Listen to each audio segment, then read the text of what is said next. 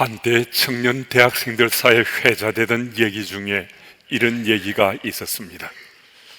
기는 놈 위에 뛰는 놈 있고, 뛰는 놈 위에 나는 놈 있고, 나는 놈 위에 붙어 다니는 놈 있다. 이 얘기에 등장하는 네 인물 중에 가장 강한 자는 과연 누구겠습니까? 가장 강한 자는 나는 놈이 아니라 붙어 다니는 놈입니다. 우리는 그리스도인들을 붙어 다니는 놈이라고 정의할 수 있습니다. 왜 그리스도인을 붙어 다니는 놈이라고 말하는가? 우리는 주께 붙어 다니는 사람이기 때문입니다. 요한복음 15장 5절 말씀입니다. 나는 포도나무요 너희는 가지니 그가 내 안에 내가 그 안에 거하면 사람이 열매를 많이 맺나니 나를 떠나서는 너희가 아무것도 할 수 없음이라. 주께 붙어 다니기만 하면 모든 것이 가능하다고 우리에게 강력하게 말씀하는 메시지입니다. 말하자면 주께 붙어 다니기만 하면 우리는 내가 가진 능력으로 어쩌면 상상할 수 없는 놀라운 일을 이뤄낼 수 있는 능력과 지혜를 갖게 된다는 말씀입니다. 그렇다면 주께 붙어 다닌다는 것은 구체적으로 어떤 삶을 말하는가? 붙어 다니는 삶이 어떠한지 알아야 붙어 다니든지 아니면 또 붙어 다니기를 사모하든지 할 것 아니겠습니까? 오늘 본문은 바로 그 물음에 대한 길잡이가 되는 말씀이라 할 수 있습니다. 49절 50절 말씀을 보면 그가 여호와의 말씀을 사모함으로 그 말씀이 그에게 소망이 되었고 고난 가운데 그 고난을 이겨내고 회복을 일으키는 원동력이 된다라고 말씀하고 있습니다. 시편 기자 이 고백은 오늘을 살아온 우리 모두의 신앙의 고백이 될 수 있습니다.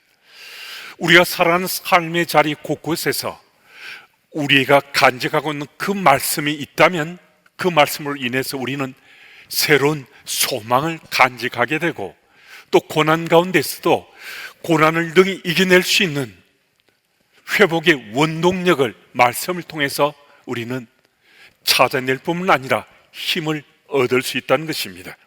그래서 내 삶 속에 역동하는 그 말씀으로 인해 기쁨을 억누르지 못하게 되고 또 감격하고 감동하면서 내 삶의 자리에서 내가 좀 더 바르게 살아야지, 내가 변화된 그리스도인이 새롭게 살아봐야지 하는 치열한 씨름과 싸움을 하면서 우리가 살아낼 수 있다는 것입니다.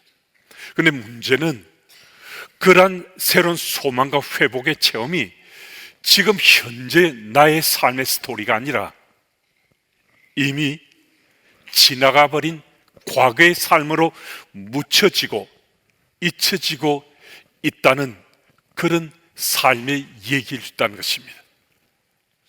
이것이 우리의 생의 과제고 우리의 생의 믿음의 삶에 또 문제가 되기도 합니다. 왜 이런 문제가 우리에게 야기됐는가? 이런 문제는요 까닭없이 일어나는 것 아니거든요. 우리의 신앙의 삶에 딜레마에 빠졌다면 분명히 어떤 이유가 있으니까 우리의 신앙의 삶에 지금 딜레마에 빠져 있다는 거거든요. 근데 그 이유가 무엇인지 공통분모를 우리가 뽑아보면 대개의 경우에 그 공통분모는 우리 삶 속에 말씀이 상실되었을 때 이런 이유들이, 이런 문제들이 일어난다는 것입니다. 내 생의 현장에 말씀이 사라지기 시작하면서부터 우리 신앙의 문제, 우리 생의 문제가 야기된다는 것입니다. 말씀이 내 삶 속에 역동하는가, 상실되었나 하는 이 문제는요, 내가 예수님을 나의 그리스도로 믿고 난 그 이후부터는 내 삶에, 내 인생의 승부를 결정짓는 결정적인 요인이 됐습니다. 내가 믿음의 삶을 지금 잘 살고 있는가, 그렇지 못한가 판별하는 잣대가 바로 이 말씀의 충실함과 말씀의 상실로 결정된다는 겁니다. 결국 내가 믿는 자로 지금 사는가 죽는가가 결정되는 것도 말씀이 내 속에 지금 역동하는가 상실됐는가로 판가름 난다는 것입니다. 창세기 35장과 사무엘상 4장 말씀을 비교하면 그 현장이 적나라하게 드러납니다. 이 두 구절 중 창세기 35장의 경우는 2019년 8월 넷째 주일에 제가 그 말씀의 일부를 나눈 적이 있습니다. 창세기 35장 16절 이하를 보면 베델에서 발행하여 에브라길 약간 못 미쳤을 즈음에 야곱의 아내 라헬이 아들을 출산하게 됩니다. 길가에서 아들이 태어나게 되는데요. 그런데 아들을 출산한 과정에서 산고로 라헬이 죽음을 맞게 됩니다. 태어난 아들을 바라보던 라헬이 그 아들의 이름을 베노니라고 짓는데, 베노니는 슬픔의 아들이라는 뜻입니다. 그토록 기다리고 갈망하던 둘째 아들이 태어나는 그 현장에서 자신이 죽을 수밖에 없는 그 현실 속에 비통함을 억누르지 못하고 태어난 아들의 이름을 베노니, 슬픔의 아들이라고 엄마가 그 이름을 짓습니다. 그런데 창세기 35장 18절 이하의 말씀을 보면 라헬의 남편 야곱이 바로 옆에서 아내가 짓는 베논이라는 이름을 듣는 순간 아니다라고, 아들 이름은 베논이가 아니라 슬픔의 아들이 아니라 베냐민이라고, 오른손의 아들, 승리의 아들이라고 이름을 바꾸어 고치어서 부릅니다. 그 이유가 창세기 35장 10절 이하의 말씀에 기록되어 있는데요, 그 비밀이 이 구절에서 밝혀집니다. 야곱의 이름은 그 이전까지 속이는 자의 이름이었습니다. 그런데 하나님께서 그게 말씀하시면서 그 이름이 이제는 더 이상 속이는 자 이름이 아니라 이스라엘이라 칭해 주셨습니다. 하나님께서 말씀하셨을 때 야곱의 삶의 말씀이 충실해지는 그 현장에서 그 이름은 이스라엘로 이긴 자의 이름이 되었습니다. 곧 야곱의 이름이 이스라엘로 바뀐 것이 하나님 말씀이 그에게 충만하게 채워졌다는 표징이라 할 수 있습니다. 우리 창세기 35장 15절 말씀을 같이 읽겠습니다. 우리 함께요. 하나님이 자기가 말씀하시던 곳의 이름을 베델이라 불렀더라. 아멘. 하나님께서 야곱에게 말씀하셨을 때 야곱이 하나님 말씀으로 충만해져서 그는 베델이라 그 지역을 말씀하고, 바로 그 직후에 야곱에게 에브라 길가의 그 비통함이 일어났던 것입니다. 그러나 야곱은 하나님 말씀으로 이미 충만하게 채워져 있기 때문에 그 비통함을 지금 겪으면서도 그는 그 말씀의 능력에 힘입어서 베논이라고 부르는 그 아들의 이름을 베논이가 아니라고, 베냐민이라고, 슬픔의 아들이 아니라 승리의 아들이라고 그 아들의 이름을 바꾸어 불렀던 것입니다. 그런 반면에 사무엘상 4장 19절 이하를 보면 비나스의 아내도 아들을 출산하는 가운데 죽게 되는 사건이 벌어집니다. 그 순간에 비나스의 아내 또한 태어나는 아들을 바라보며 그 죽음의 비통함을 억누르지 못하고 라헬처럼 그 아들의 이름을 이가봇이라고 짓습니다. 이가봇은 영광이 떠났다, 영광이 이스라엘 떠났다라는 그런 의미입니다. 그런데 이가봇이라 이름 짓는 비나스의 아내가 죽어가는 그 현장에 산파를 비롯한 적지 않은 사람이 함께하고 있었지만 그 중에 단 한 사람도 그 이름을 바꾸어 부르지 않습니다. 이가봇이라고, 이스라엘의 영광이 이 가정을 떠났다, 이 공동체를 떠났다라고 이가봇이라는 이름을 그대로 받아들입니다. 그리고 그 순간 블레셋의 침공으로 블레셋의 공격을 막고자 나갔던 홈리아 비나스를 비롯한 이스라엘 군사들이 몰살을 당했습니다. 블레셋 군사들의 그들 모두가 다 죽임을 당했을 뿐만 아니라 하나님 법궤도 빼앗기게 되었습니다. 한 개인의 삶은 말할 것 없고 한 가정에도, 그리고 이스라엘 민족 공동체도 말씀이 점점 사라지고 제사장조차도 말씀을 외면하고 살았던 그 삶의 결과물로 나라와 민족이 위기상에 처해지고 심각한 나라의 고난이 온 나라를 휩쓸게 됐습니다. 그건 다른 것 아닙니다. 그들 공동체 속에 말씀이 상실되어 갔고, 그리고 그 말씀이 상실되었을 때 결국 그 가정도, 그 공동체도 그런 지경이 되고 말았습니다.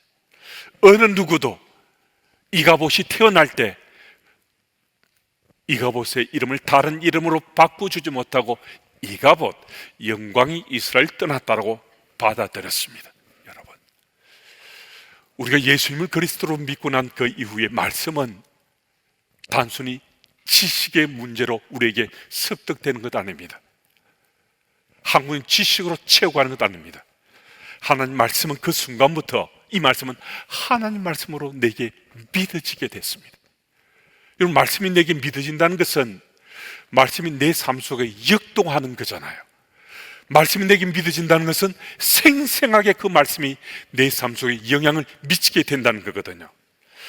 우리가 주께 붙어 다니는 삶을 산다는 것은 생생하게 역동하는 그 말씀을 간직하고 사는 삶이 시작되었다 하는 그 의미입니다.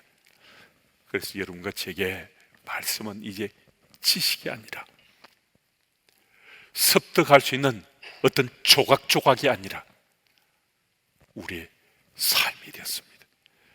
여러분과 저의 삶의 스토리가 되었고, 우리 인생에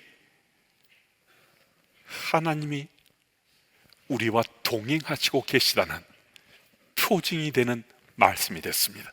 여러분, 이 사실이 믿어져서 오늘도 말씀이 하나님 말씀으로 우리 모두 믿어져서 그 말씀이 믿어지는 그 현장에서 하나님께 붙어 다니는 삶을 살아가시는 여러분들이 다 되시기 바랍니다.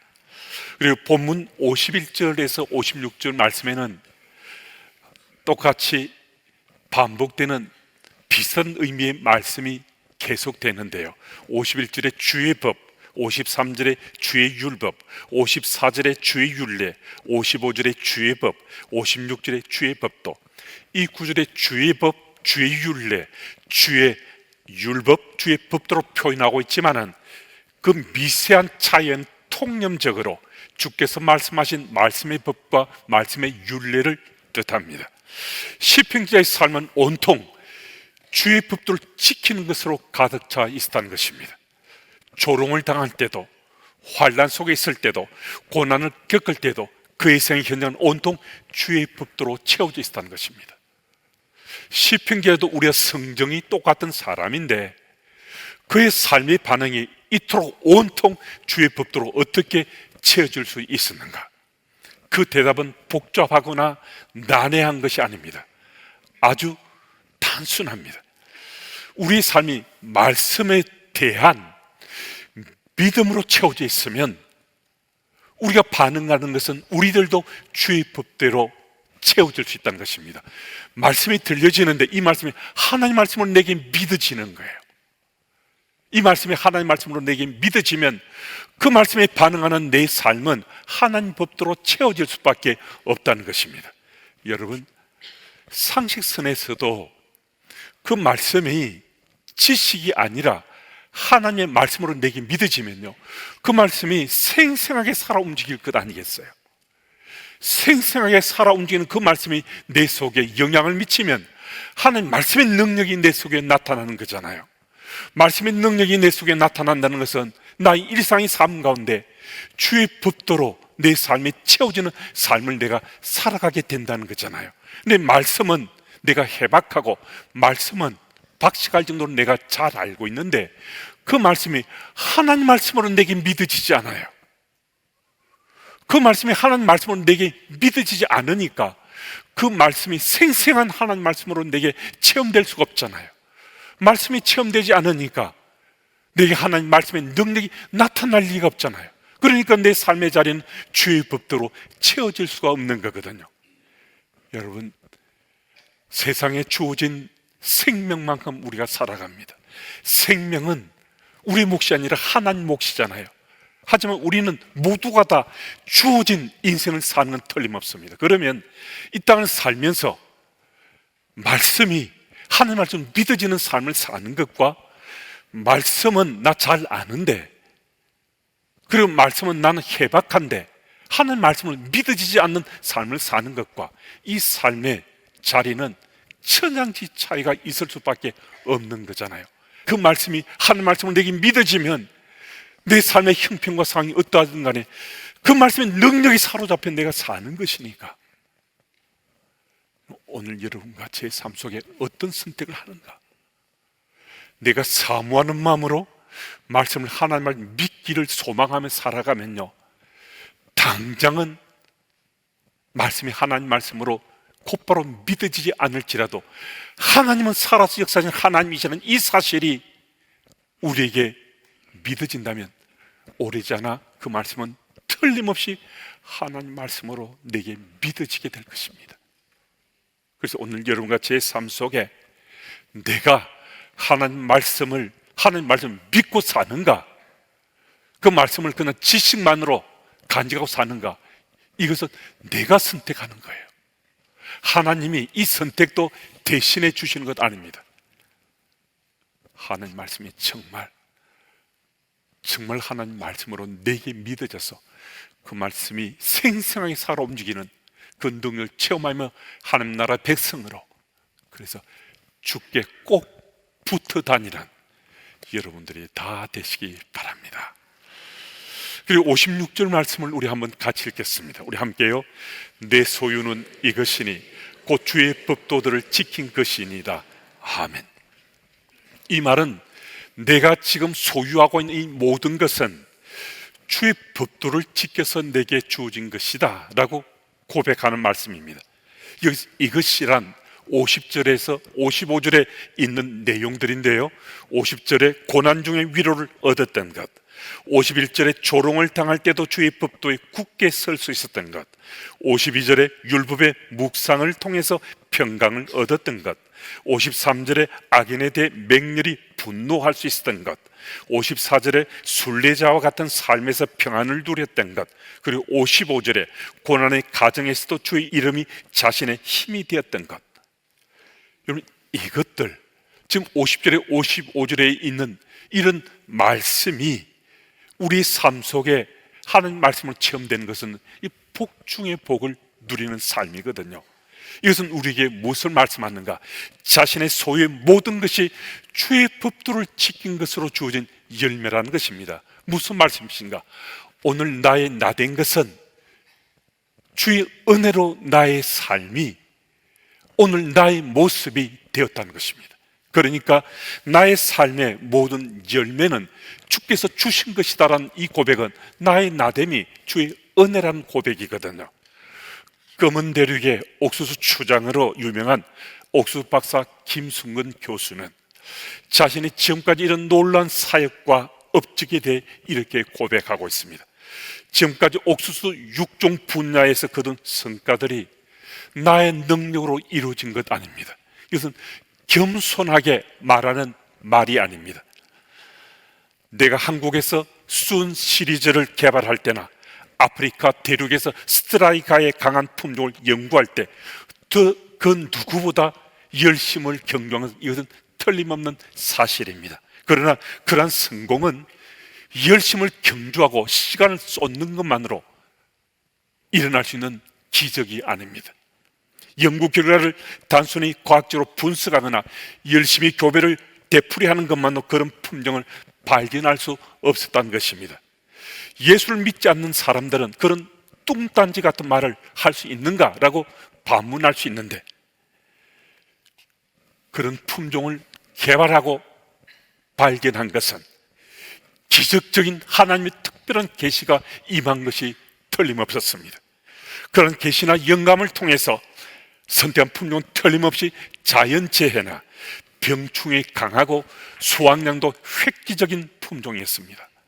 연구 과정에 여러 가지 어려움을 겪기도 했습니다. 하지만 그때마다 하나님께서는 놀랍게 주의 손길로 역사해 주셔서 기적 같은 놀라운 열매들이 맺혀졌습니다. 수원에서, 강원도에서, 하와이에서, 아프리카에서 하나님께서는 때로는 자연적인 조건을 이용하셔서 때로는 놀라운 영감으로 난관을 극복하게 해주셨습니다. 그래서 나는 이제 누구에게나 이렇게 외칠 수 있습니다. 나는 누구에게나 이렇게 말할 수 있습니다. 나의 빽이 하나님일진데 절망할 이유가 없지 않습니까? 앞날은 그분께서 알아서 해 주실 것이므로 나는 그저 나의 최선을 다하며 살아가는 것, 그것만으로 충분합니다. 저는 김순근 교수님의 이 고백을 100% 믿습니다. 정도의 차이는 있겠지만 제 삶 속에도 주께서는 기적 같은 놀라운 손길로 수없이 반복해서 제 삶 속에 역사하셨습니다.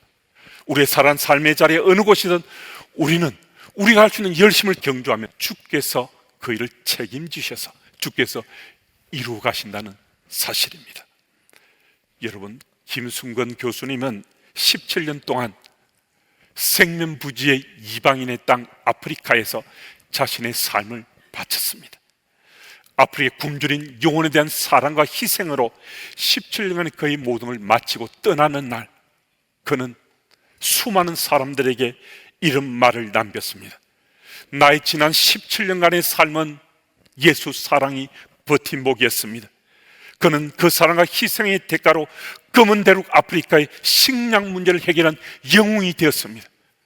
여러 나라의 위대한 인물에게 주는 상들을 받았고 많은 사람들이 굶어 죽어가는 그 현장에 이 식량 문제, 먹는 문제를 해결한 영웅으로 칭송받는 김 박사가 되었습니다.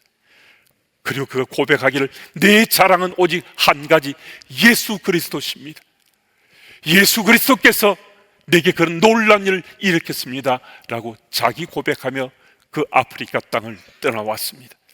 나의 소유 모든 것은 예수 사랑이고 주의 능력으로 오늘 나의 나된 것을 고백했던 김 박사는 하나님께서 그분을 어느 곳에서든 주의 도구로 사용하셨습니다. 한국에 귀국한 그는 아사 직전 북한 동표를 위해서 기아 탈출의 메신저로 그를 도구 삼아 지금까지 주께서 일하시고 계십니다. 여러분은 어떻습니까? 여러분은 20대, 30대, 40대, 50대, 그리고 60평생, 70평생, 80평생 오늘의 나의 나된 것은 주의 법도를 소유한 것이라고 우리가 고백할 수 있겠습니까? 오늘 나의 나된 것이 주의 법도를 소유한 것, 주의 말씀의 능력이 나를 나된 것이라고 고백하는 분은 정말 복받은 사람입니다. 오늘 나의 삶이 시편 기자처럼 김순건 교수처럼 살 수 없습니다라고, 나는 그렇게 못 삽니다라고 탄식하는 분이 혹 계십니까? 여러분, 탄식할 그 시간, 나는 안 된다고 소리칠 그 시간, 우리 주께 붙어 다니기를 사모한다면, 주께 붙어 다니기를 사모하는 우리에게 주께서는 역사하실 뿐만 아니라 우리 생각과 마음을 바꾸어 주실 것입니다. 시편 기자의 삶이나 김순근 교수의 삶은 주께 붙어 다니는 삶에 드러난 표징이거든요. 여러분과 저도 하나님 말씀이 정말 살아 역사하시는 하나님 말씀으로 믿어지고 그 말씀을 붙잡고 살아가는 것은 우리가 주께 붙어 다니는 삶을 살아내는 것입니다. 여러분, 오늘도 우리 그런 믿음의 확신을 가지고 그 소망 가지고 주께 붙어 다니길 사모하면 말씀이 하나님 말씀으로 믿어져서 말씀의 능력이 내 삶 속에 역동하는 오늘을 살고 내일도 살아가는 하나님 나라 백성으로 잘 살아낼 수 있습니다. 그래서 이번 한 주간 우리 한번 소망하면서 나는 주께 붙어 다녀야지, 정말 주께 붙어 다녀야지, 이 소망 가지고 한 주간 살아가시면서 하나님 나라 백성을 잘 살아내시는 여러분들이 다 되시기를 축복합니다.